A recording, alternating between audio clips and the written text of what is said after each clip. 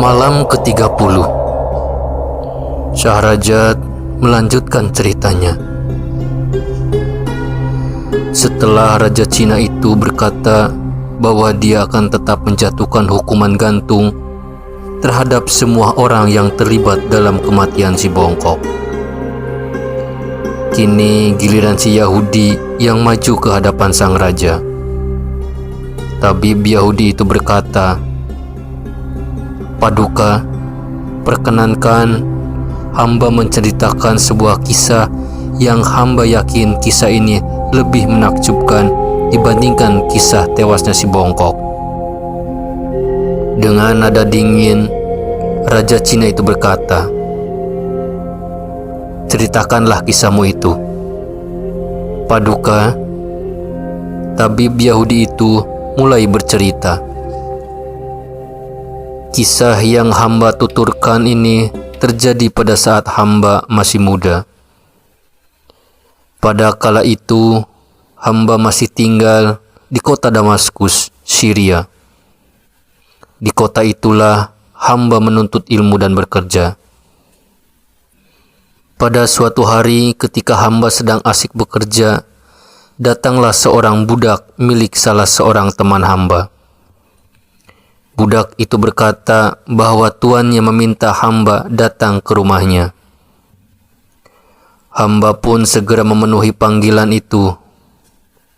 Dengan berjalan kaki bersama si budak, hamba tiba di rumah teman hamba itu. Setelah mengucapkan salam, hamba langsung masuk ke dalam rumah teman hamba itu. Setibanya hamba di ruangan utama rumah teman hamba itu, hamba melihat sebuah ranjang pualam berhiaskan ukiran emas dengan seseorang tergeletak di atasnya. Ternyata teman hamba itu sedang sakit. Rupanya yang tampan tidak dapat menyembunyikan wajahnya yang pucat pasi. Hamba pun duduk di sisinya dan mendoakan kesembuhannya. Hamba lalu berkata padanya, "Sahabatku, ulurkanlah tanganmu untuk kuperiksa." Hamba terkejut karena teman hamba itu mengulurkan tangannya yang kiri. Sungguh hamba tak mengira teman hamba yang rupawan dan kaya raya itu ternyata memiliki pekerti yang rendah. Setelah memeriksa beberapa bagian pada persendiannya, hamba memberinya resep obat yang harus diminumnya. Setelah menerima resep obat, teman hamba itu berkata, "Apakah kau mempunyai sedikit waktu untuk menemaniku duduk-duduk di lantai atas?" "Ya," jawab hamba. Kemudian dia pun memanggil beberapa budak yang dimilikinya untuk mengangkat ranjangnya yang berat itu ke atas. Dan kemudian meminta mereka untuk mengambil buah-buahan. Di lantai atas, hamba duduk di samping teman hamba itu. Hamba lalu mengambil sebutil apel dan memakannya. Dan teman hamba itu juga mengambil sebutil apel. Aneh, ternyata dia memegang apel yang dimakannya dengan tangan kiri. Maka karena diusik rasa penasaran, hamba pun bertanya padanya, "Mengapa kau makan dengan menggunakan tangan kiri?" "Sahabatku," teman hamba itu mulai bertutur, "aku dilahirkan di kota Mosul. Kakekku adalah seorang saudagar yang kaya raya. Beliau memiliki 10 orang putra dan ayahku adalah putranya yang sulung. Ketika kakekku wafat, ke-10 putra beliau itu menerima harta warisan yang sangat banyak, tak terkecuali ayahku. 10 bersaudara itu pun tumbuh dewasa dan menikah. Setelah menikah, ayahku mendapatkan seorang putra, yaitu aku.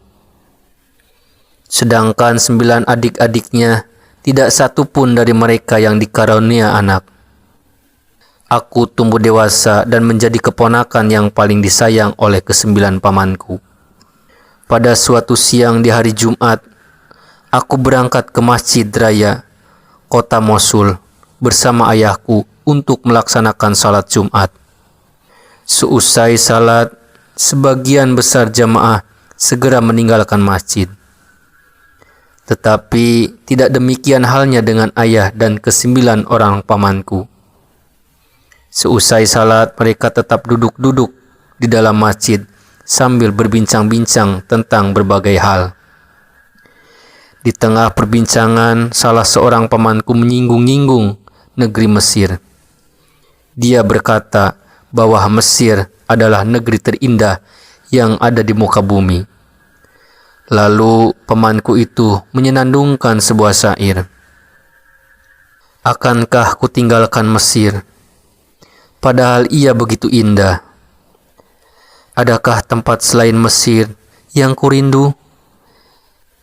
Negeri yang dirindu oleh setiap hati dan mata, yang menghimpun orang yang taat dan para durjana, serta para orang jujur yang saling bertemu. Mereka berkumpul di taman-tamannya. Orang Mesir jika ditakdirkan Allah untuk pergi jauh, tentu akan buat janji untuk kelak nanti dipenuhi.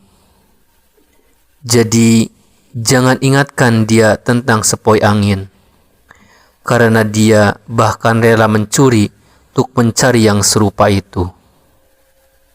Riuh rendah 10 orang bersaudara itu menanggapi syair itu, sementara pikiranku melayang membayangkan keindahan negeri Mesir.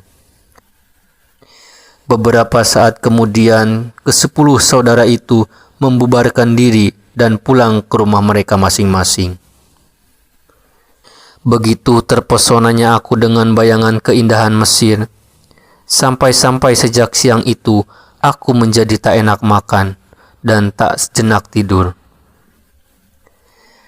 Dan ketika kutahui bahwa ternyata beberapa orang pamanku tengah bersiap-siap untuk pergi ke Mesir, aku pun memohon pada ayahku agar aku diizinkan turut serta. Ayahku mengizinkan aku ikut. Beliau bahkan menyiapkan sendiri barang-barang yang akan kuperniagakan.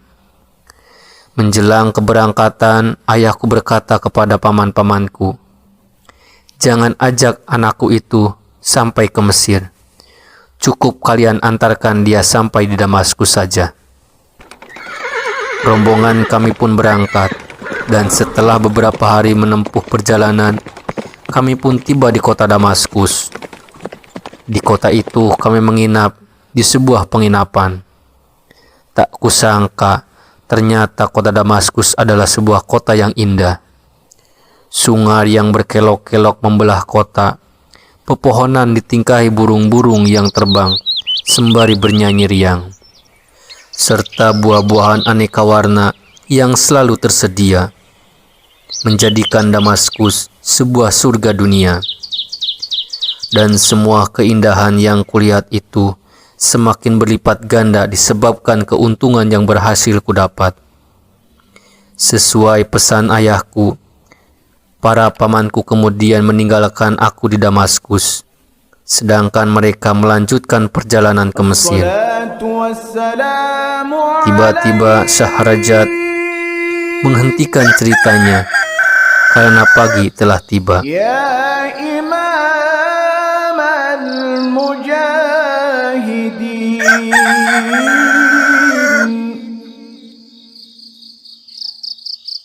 Ya Rasulullah